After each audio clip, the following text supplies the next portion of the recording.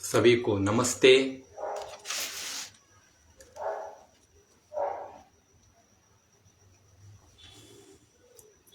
हम पुरुष सूक्त के ऊपर विचार कर रहे थे।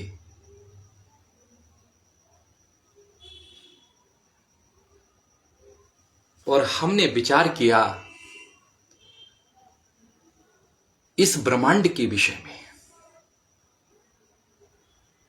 और अब हम विचार कर रहे हैं कि जो वह पुरुष था, जो वह पूर्ण परमात्मा था, पुरुष का तात्पर्य पूर्ण परमात्मा, सर्वत्र व्यापक पराचेतना, शक्ति स्वरूपा, ज्ञान स्वरूपा चेतना,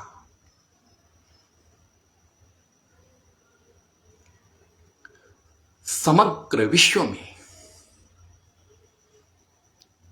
जिससे यह व्यवस्था है, उस व्यवस्था का व्यवस्थापक जो वह पुरुष है, वह चेतना है, उसके विषय में हम चर्चा कर रहे थे। यह ध्यान रखना कि जो यह संपूर्ण विश्व है, यह संपूर्ण विश्व उसी परमात्मा की अभिव्यक्ति है, वही सर्वत्र अभिव्यक्त हो रहा है। समग्र मानवों में, समग्र जीव में, समग्र विश्व में वही एक तत्व है जो एकता को प्रस्थापित कर रहा है। पुरुष या पुरुष एव इदम सर्वम हमने पीछे विचार किया है।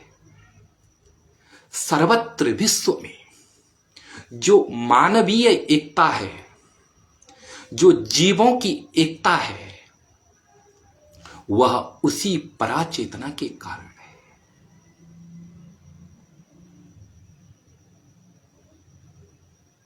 समग्र मानवों का शरीर एक ही सृजनकर्ता ने एक ही विधा से निर्मित किया है। समग्र विश्व मानव का जो शरीर है, वह एक ही तरीके से निर्मित है।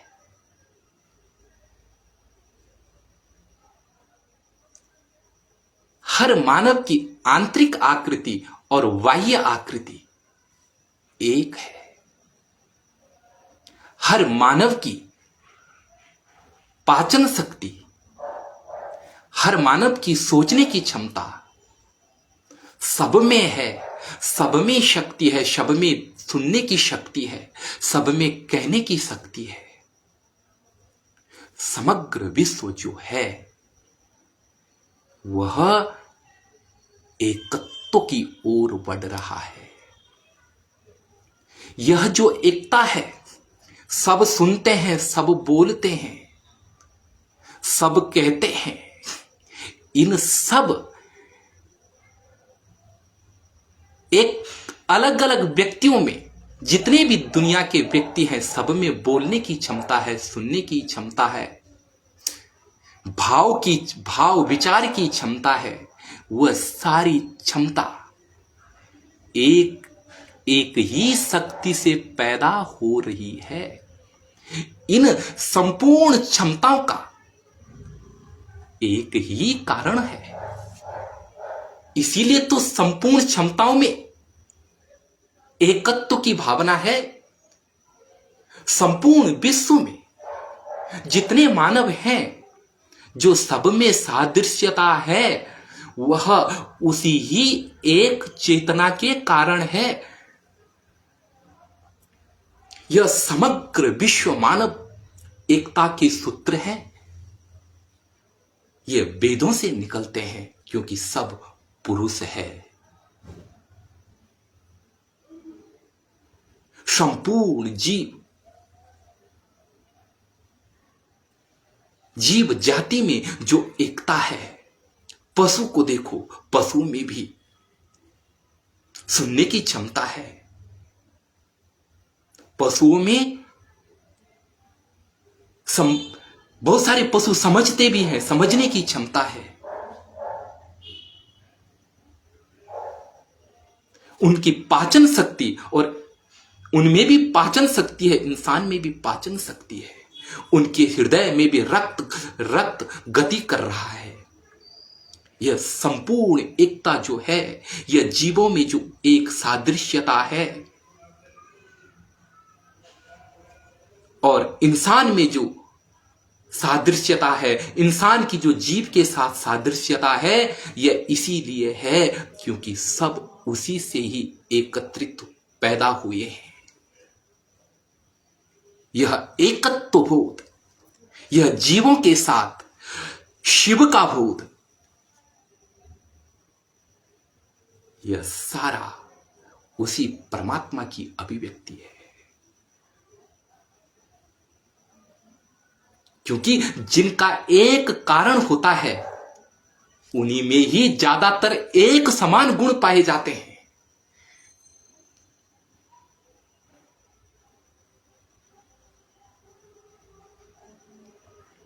जैसे मिट्टी के बर्तन बने हुए हों, वह अलग अलग होंगे, लेकिन उनमें मिट्टी जो है वह एक ही होती है। उस मिट्टी की अनेक अभिव्यक्ति, उस मिट्टी के अनेक आकार में उसे हम डाल देते हैं, लेकिन है सब में एक ही मिट्टी।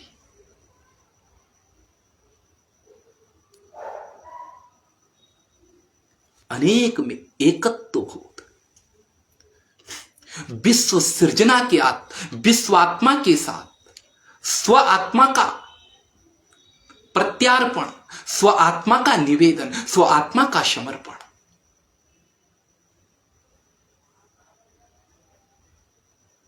यही तो वेदांत है, यही तो वेद बताते हैं। इसीलिए समग्र ब्रह्मांड, समग्र विश्व, सारा जगत उसी परम सत्ता के साथ अपने को विकसित कर रहा है।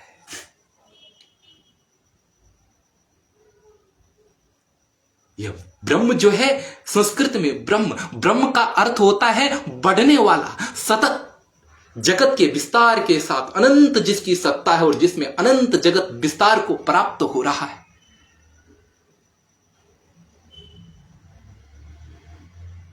बृहत्वात् व्यापकत्वात् ब्रह्म।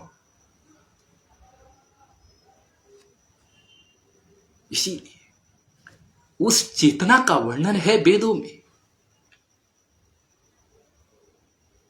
उसको समझ करके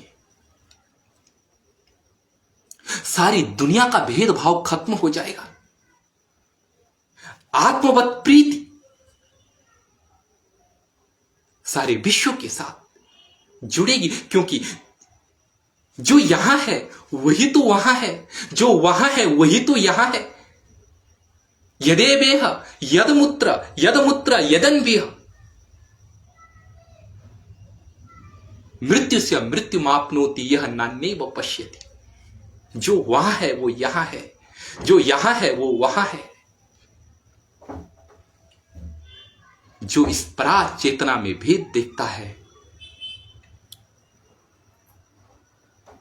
वह बार बार जन्म मरण को प्राप्त होता है। इसलिए समग्र विश्व के साथ, समग्र व्यक्ति के साथ, समग्र जड़ चेतन के साथ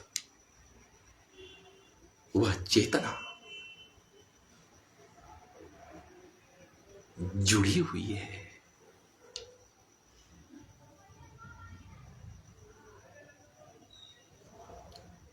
उस चेतना के साथ जब आप या हम जुड़ते हैं,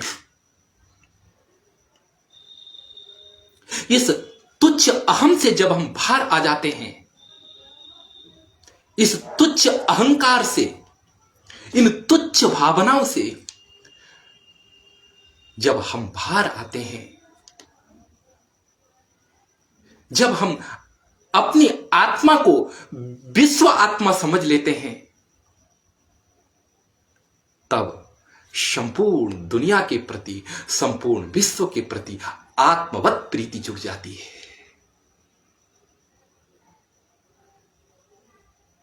आत्मवत भाव जुड़ जाता है। यह आत्मवत भाव सबसे श्रेष्ठ प्रेम है।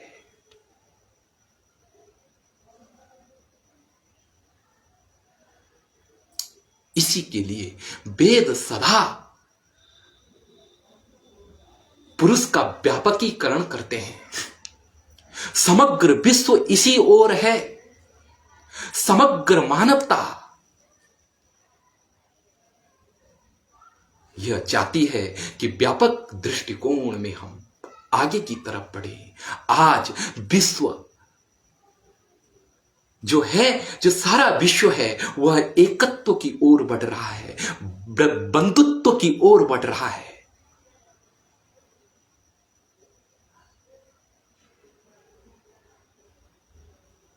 आज दूरियां खत्म हो रही है, नजदीकी आ रही है, क्योंकि यह आत्मा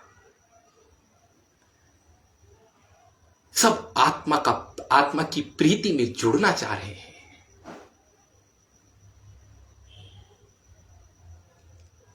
अनुपम है यह आत्मा।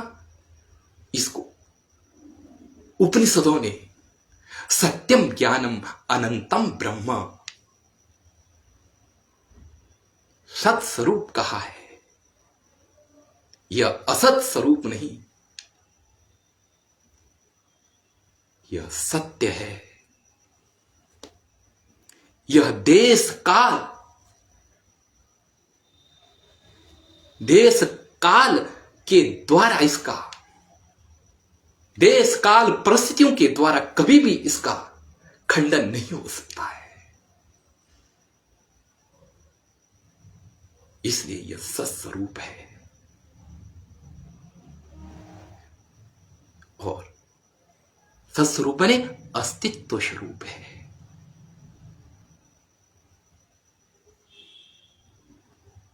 यह नहीं होगी, यह कभी अभाव को प्राप्त नहीं होगी। ये सदा रहने वाली है। आपका जो व्यक्तित्व है, आपके शरीर के नष्ट हो जाने पर भी वह कभी नष्ट नहीं होगा। आपके खत्म हो जाने पर भी वह पराचेतना कभी खत्म नहीं होगी।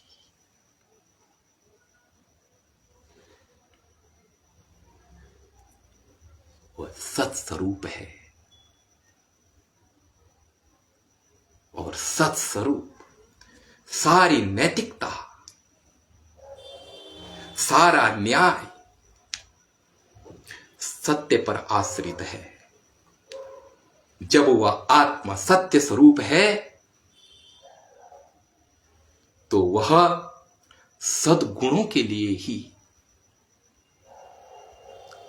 अग्रसर होती है। अगर इसीलिए क्योंकि आप शुद्धता को चाहते हैं, आत्मा सत स्वरूप है, शुद्ध स्वरूप है, परिष्कृत स्वरूप है, संशोधित स्वरूप है, पूर्ण रूप है। इसीलिए अगर आपको कोई झूठा आदमी कहते हैं, या आपको कोई पतित कहते हैं, या आपको कोई दुष्ट कहते हैं, तो आपको बुरा लगता है, क्योंकि आपकी आत्मा बुरा नहीं चाहती है। वह बुरी नहीं है। स्वार्थ में आकर के, प्रलोभन में आकर के इसे बुरा बना दिया जाता है, लेकिन बुरे होने पर भी वह अपने को बुरा नहीं देखना चाहती है। क्योंकि वह बुरी नहीं, उसे इस स्वार्थ ने, इस शैतान ने, इस प्रलोभन ने बुरा बनाया है। इस माया ने, माया का अर्थ एक संस्कृत में कपट भी है।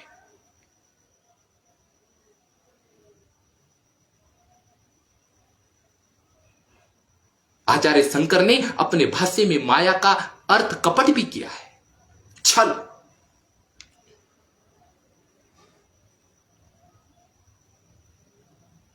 क्योंकि वह व्यापक चेतना है, वह सत्स्वरूप है, वह असत्य, वह ज्ञान चेतना रूप है। ज्ञान तुम्हारे अंदर है, ज्ञान तुम हो।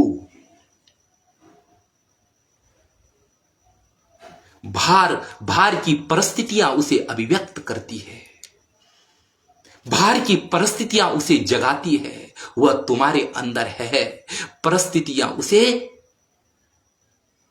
प्रकट करती है।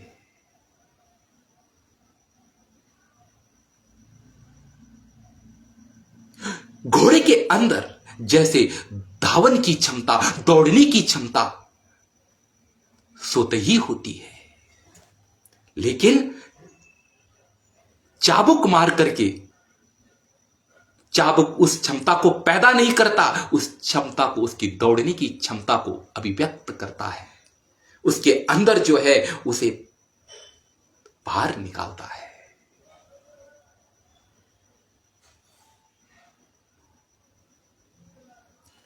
ऐसे ही इंसान के अंदर पूर्ण रूप से पहले से ही पराचेतना है, अनंत संभावनाएं हैं।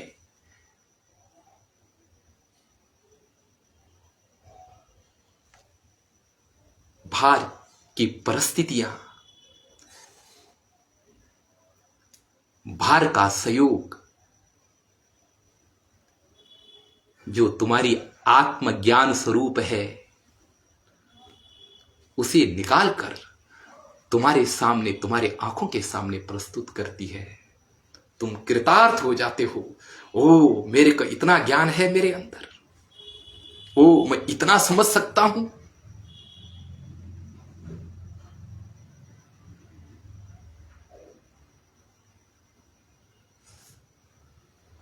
ये सत्स्वरूप है, सत्यम ज्ञानम। आत्मा सत्स्वरूप है और ज्ञान स्वरूप है।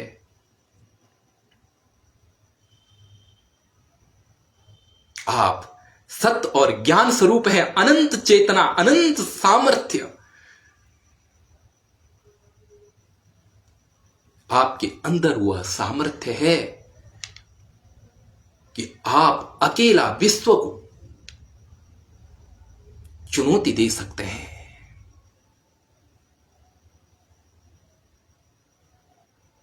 और जिन बहुत लोगों ने दी है, जिन्होंने विश्व परिवर्तन को जन्म दिया है, वे भी मानव थे, लेकिन वे मानव वो थे जिनकी आत्मा ये व्यष्टि शरीर परमेष्टि के साथ एकाग्र हो चुका था, विश्व शक्ति के साथ। जब आप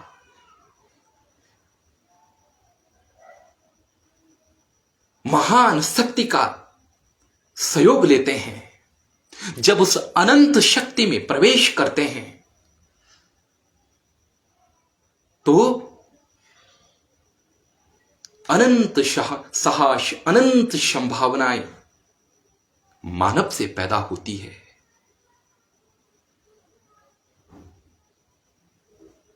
अनंत करुणा पैदा होती है।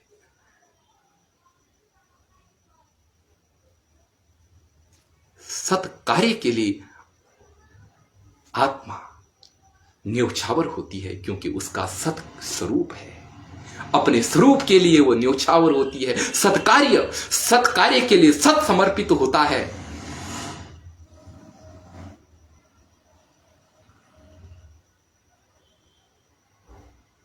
दया स्वरूप दया स्वरूप आत्मा दया के लिए समर्पित होती है।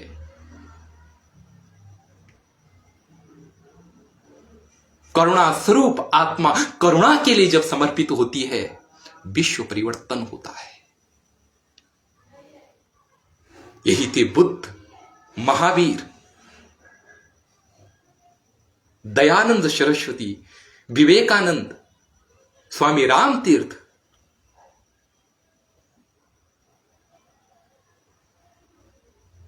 जीसस क्राइस्ट,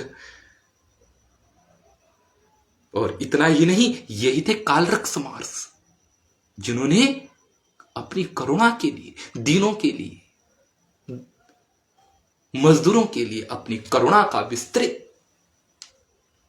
इस तुच्छ अहम को विस्तृत रूप में,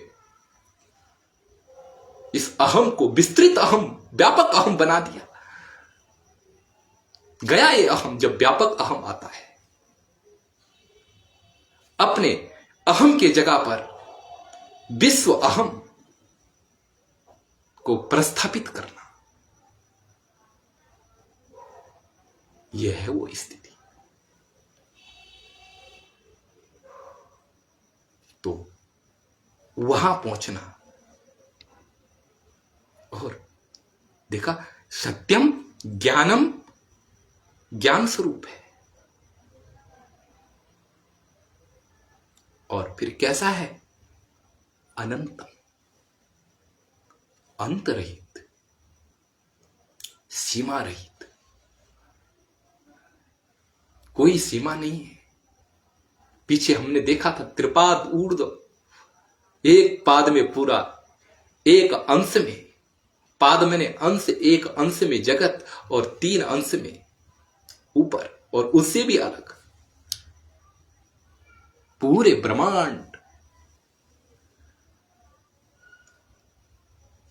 अणु के अंदर भी, परमाणु के अंदर भी, और पूर्ण ब्रह्मांड के अंदर भी, बाहर सब जगह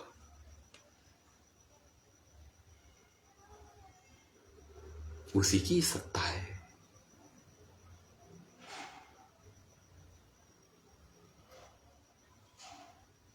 यह कोई, यह नहीं है कि कोई मतलब बनावटी बातें हैं। यह एक ऐसा तथ्य है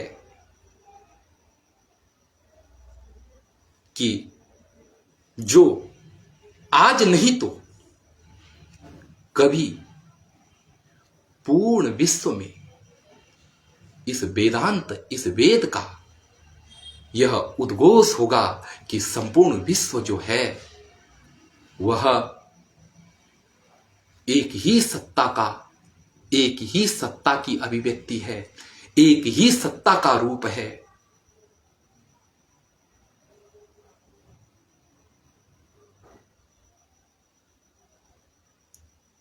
आज हर व्यक्ति जैसे भी, जिसी भी रूप में सुख चाहता है, क्योंकि आनंदम ब्रह्म विजानीयात। अरे ये आनंद क्या है? तो पता कि ब्रह्म की अभिव्यक्ति तो आनंद है। सारी दुनिया, सारा जीव सुख के लिए लालायित है। क्या है ये सुख? यह सुख वही पराचेतना है, उसी के लिए लालायित है।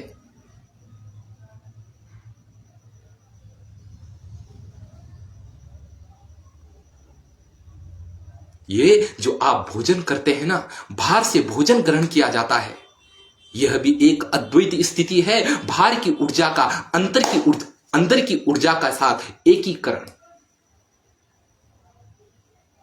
यह प्रफुल्लता जगती है, यह तृप्ति जगती है। यह भी एक अद्वैत वेदांत है। अद्वैत वेदांत से तात्पर्य माने उस ईश्वर के साथ एक नेचुरल जो क्रिया है उसका एकीकरण। शरीर की जो क्रिया है वह शरीर की जो क्रिया है और बाहर की जो वस्तु है, बाहर का जो भोजन है, उसके साथ एकीकरण। यही तो ऊर्जा का स्फुटन है। जो आपको आनंद मिल रहा है, तृप्ति मिल रही है, यह उसी की एक अभिव्यक्ति है।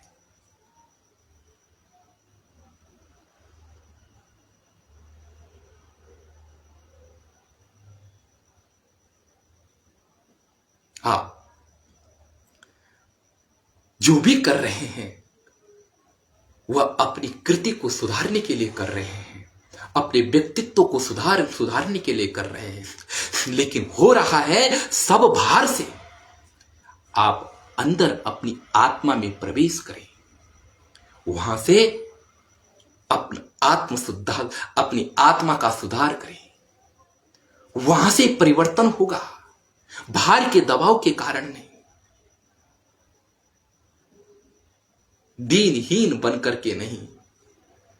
अभयम वोई ब्रह्मा, अभय हो, निर्भय हो, शुद्धोसी मुक्तोसी निरंजनोसी, शुद्ध हो, मुक्त हो, निरंजन हो। संसार माया प्रवर्जितोसी, संसार की माया से रहित हो।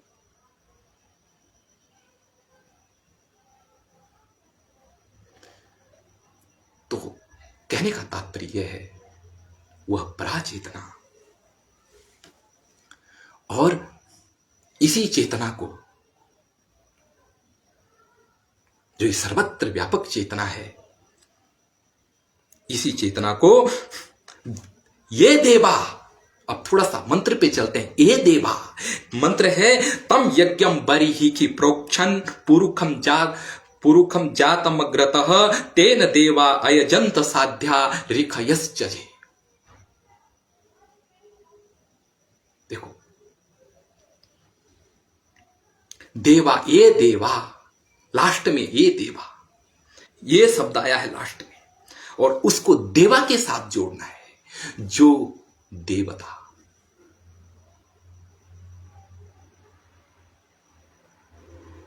और साध्या ऋषयश्च, और जो क्या है, योग अभ्यास में रत जो ऋषि लोग हैं।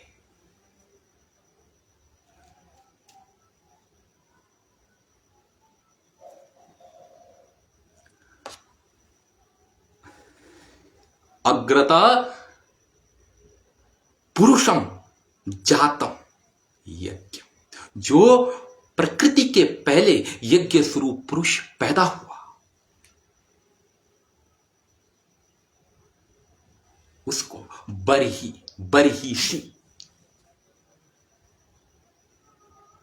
उसको बरहिसी जो शब्द है, बरिस जो शब्द है, वैसे ये कुसा के लिए प्रयोग होता है, घास के लिए प्रयोग होता है, लेकिन प्रसंग वसात इसका अर्थ यह करना ठीक होगा कि हृदय में जो ऋषियों ने और मनीषियों ने जिस प्रकृति के पहले जो पुरुष पैदा हुआ था, उसके बरहिसी, मैंने उसका हृदय में क्या किया, आह्वान किया, ध्यान किया।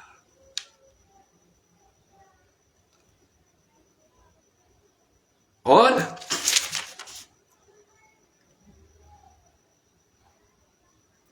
तेन, फिर उसके द्वारा उन्होंने तम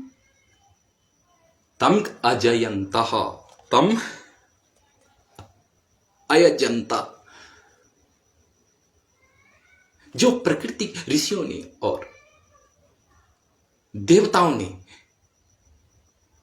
उस अग्र में आगे जो पुरुष पैदा हुआ, प्रकृति के पहले जो पुरुष था, पराचेतना थी, उसका हृदय में उसका प्रोक्षण किया, उसका अभिषेक किया, उसका ध्यान किया, और उससे जो ज्ञान पैदा हुआ, तम, यहां पर तम ऊपर आ रखा है, तम मैंने उस पुरुष को, अयजंता, उसका यजन किया, अर्थात पहले उस परमात्मा को उन्होंने हृदय में धारण किया, और उससे जो ज्ञान पैदा हुआ, उससे उन्होंने उस परम पिता परमात्मा का यजन किया, उसका पूजन किया। यह विदा आज भी है।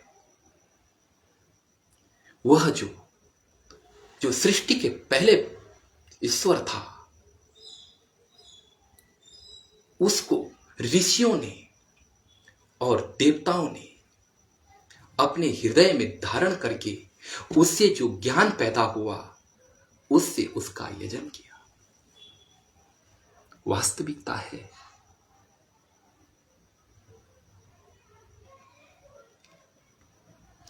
जब पराचेतना के साथ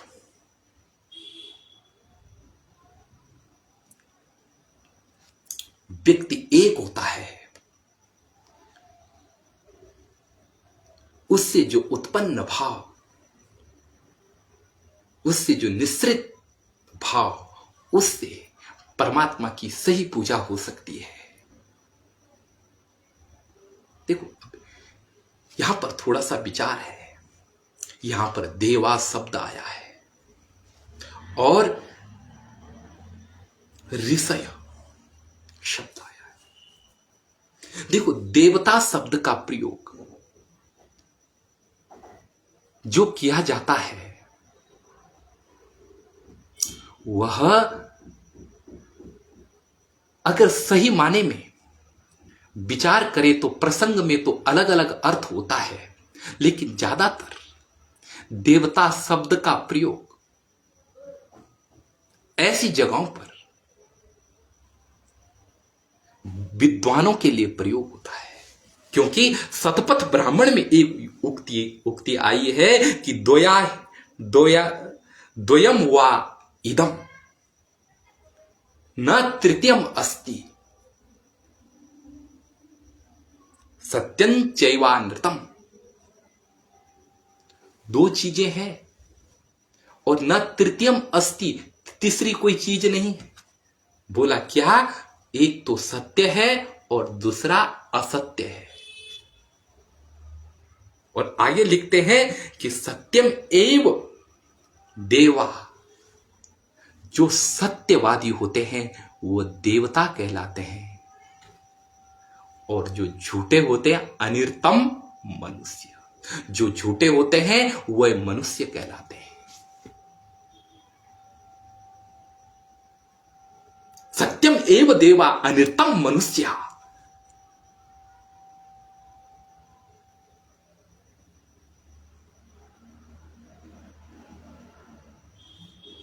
देवा का अर्थ है विद्वान मनुष्य, सत्यवादी मनुष्य,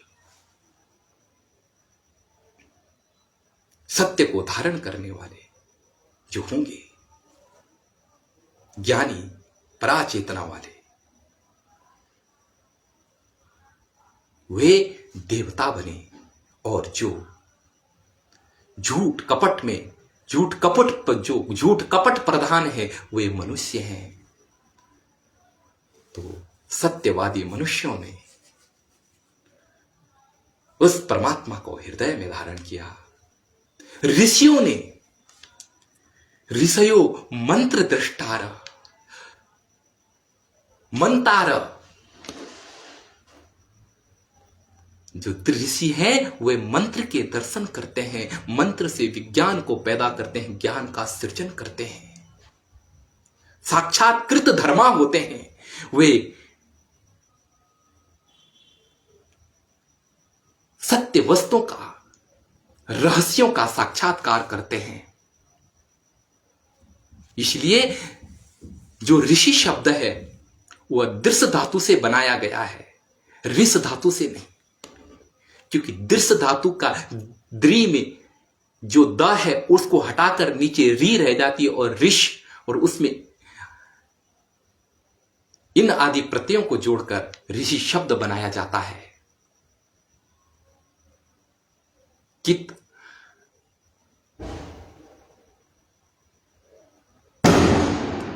तो ऋषियों का मतलब चिंतनशील मनुष्यों ने, जो क्या है, साक्षात्कार करने वाले सत्यवादी और चिंतनशील मनुष्यों ने उस परमात्मा को अपने हृदय में धारण किया। और उसके द्वारा उन्होंने उसका यजन किया।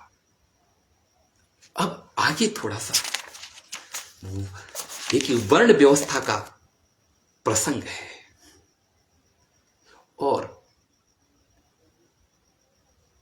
यदि सत्य माने तो संपूर्ण विश्व श्रेणियों में विभाजित है। प्रथम श्रेणी, द्वितीय श्रेणी, तृतीय श्रेणी। तो ध्यान देना, कुछ भाष्यों की व्याख्या है और कुछ मैंने इसमें खुद विचार करके इसका अर्थ की व्यवस्था की है। देखें, विचार करते हैं, व्याकरण के माध्यम से विचार करेंगे। देखो, यहां पर कहते हैं यत यत पुरुषम या पुरुखम, जो आप बोलते हैं, विदतु, जिस पुरुष को ऋषियों ने हृदय में धारण किया, जिसका उन्होंने हृदय में चिंतन किया, कतिधा व्यकल्पयन, उसकी कितनी प्रकार से कल्पना हुई,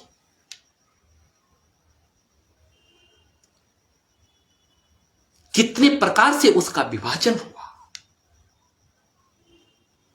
तब बताते हैं कैसा विभाजन हुआ। बोलते हैं कि मुख अस्य किम आसीत, अस्य पुरुषस्य मुख किम आसीत, इस पुरुष का मुख के जैसे क्या था।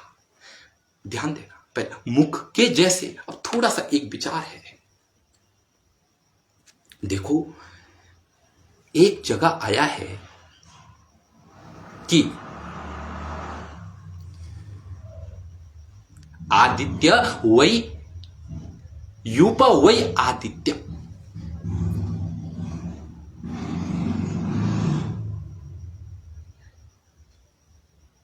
जो यूप होता है, यूप का अर्थ होता है एक स्तंभ, और स्तंभ क्या है, स्तंभ ही आदित्य है। अब वहां पर प्रश्न यह बनता है, अरे खंबे को आदित्य बोल दिया, कहां सूर्य और कहां खंबा, ये क्या बात है।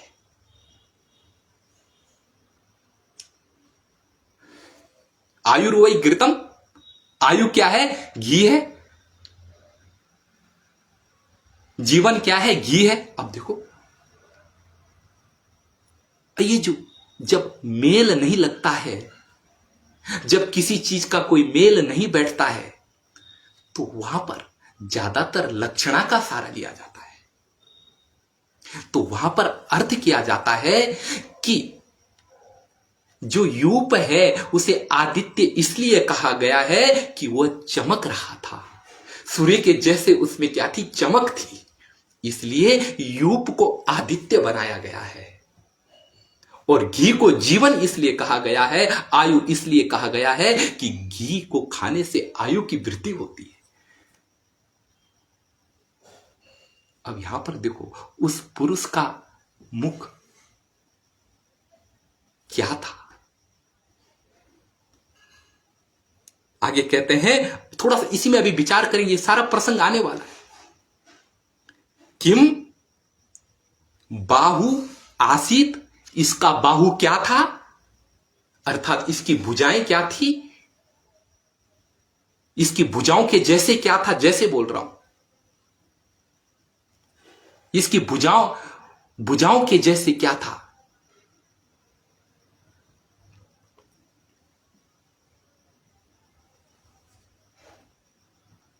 और किम उरु, इसकी जंघाएं क्या थी,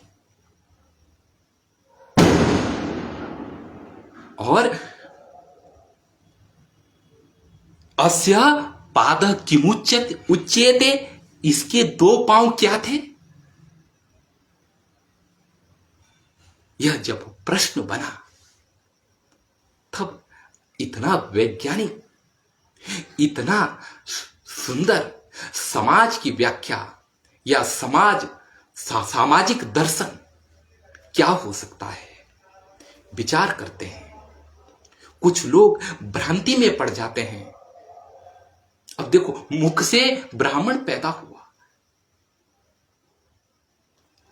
अस्य मुख ब्राह्मण आसीत, इसका मुख ब्राह्मण था।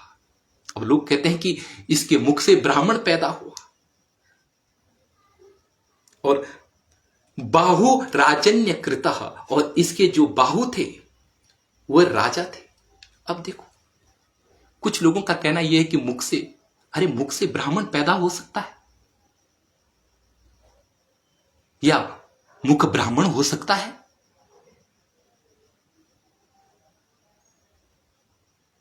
या उरु वैश्य हो सकता है, या पांव ये कि शूद्र हो सकता है। ध्यान देना, शूद्र के ऊपर भी बताऊंगा। शूद्र जो शब्द है इसके ऊपर भी विचार करना बहुत जरूरी है। अब देखो,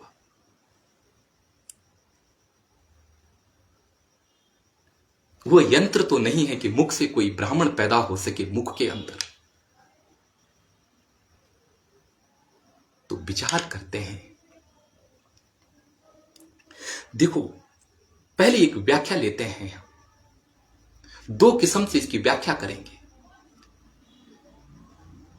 देखो, यहां पर जो पहले आया शब्द, एक बात एक थोड़ा सा समझ लें। पाणिनीय व्याकरण में व्यत्ययोर बहुलम एक सूत्र है, और उस सूत्र का अर्थ होता है कि किसी विभक्ति के स्थान पर किसी दूसरी विभक्ति को बैठाया जा सकता है।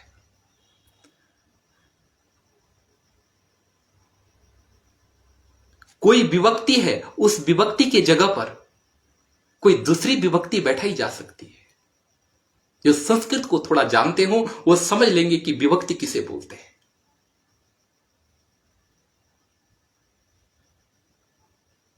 तो यहां पर जो मुख शब्द है उसको यदि चतुर्थी विभक्ति में बदल देते हैं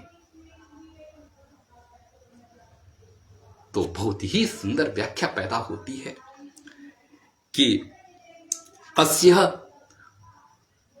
इस परमात्मा का, या अस्य में पंचमी विभक्ति, क्योंकि पीछे से पंचमी विभक्ति आई है। तस्मात्, इस परमात्मा से मुखाय ब्राह्मण आसीत। और मुख शब्द का अर्थ है विचार, चिंतन, मस्तिष्क।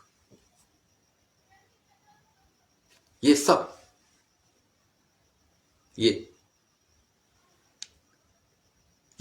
ये कुछ भी ले लो, मुख्य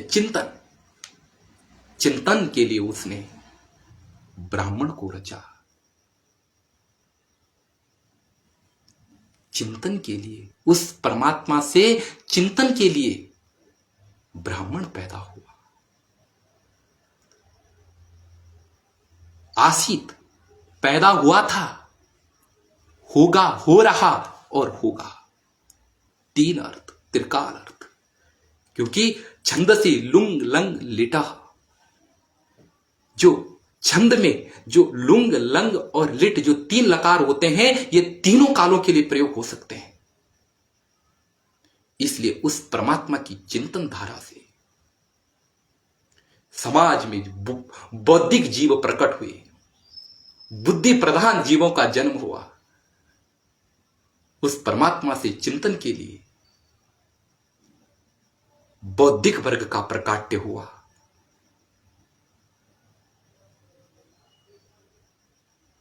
जो बौद्धिक वर्ग है, जो बुद्धि प्रदान, चिंतन प्रदान है, शिक्षा, शिक्षित, उच्चतम विचार, नैतिक गुणों से युक्त, संपन्न, वह वर्ग पैदा हुआ। कोई भी हो सकता है, कोई जन्म की मर्यादा नहीं।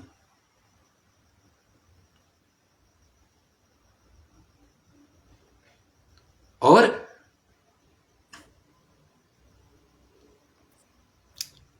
अस्य, इसी, इसके या इससे, बाहु, बाहुर्वै वीर्यम्, बाहुर्वै बलम्,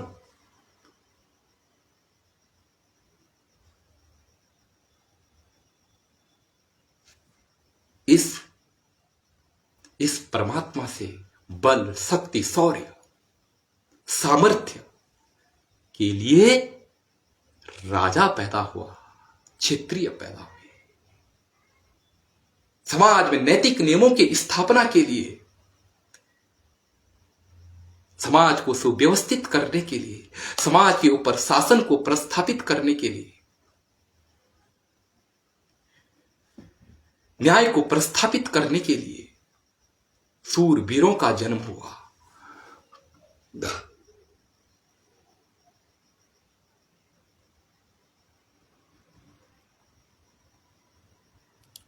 और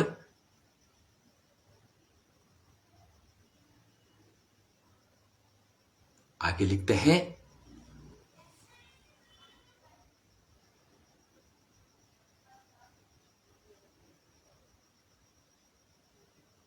अस्य बाहु राजन्य कृतः, इसके बाहु से, इसके बाहु के लिए, शक्ति, वीर्य के लिए, सामर्थ्य के लिए राजन्य पैदा हुआ इस परमात्मा से।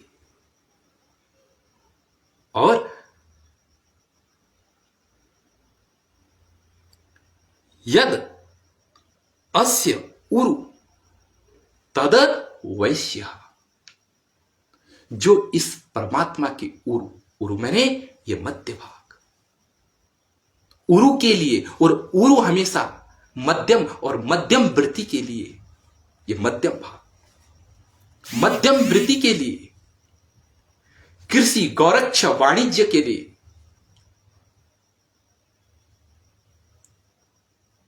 इसने वैश्य वर्ग को पैदा किया, कर रहा और करता रहेगा।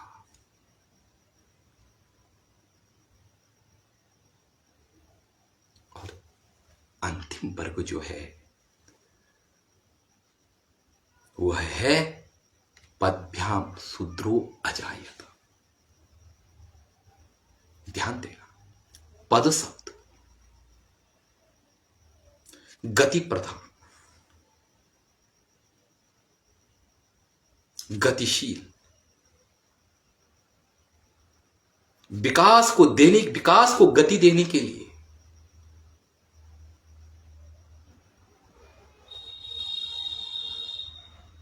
समाज में उन्नति के लिए इसने शूद्रो अजायत, इससे शूद्र पैदा हुआ। शूद्र शब्द से लोग, देखो विचार है, देखो शुच सोके धातु से, जो शुद्ध शुच सोके धातु है, उस धातु से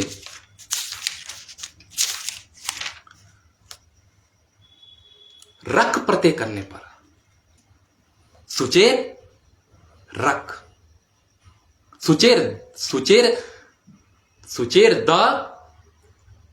से एक सूत्र है सब पाणिनीय का, वो सुच धातु से रक प्रत्यय करने पर और सु में उ को बड़ा उ करने पर शूद्र शब्द बनता है। सुचेर, सुचेर द। अब देखो,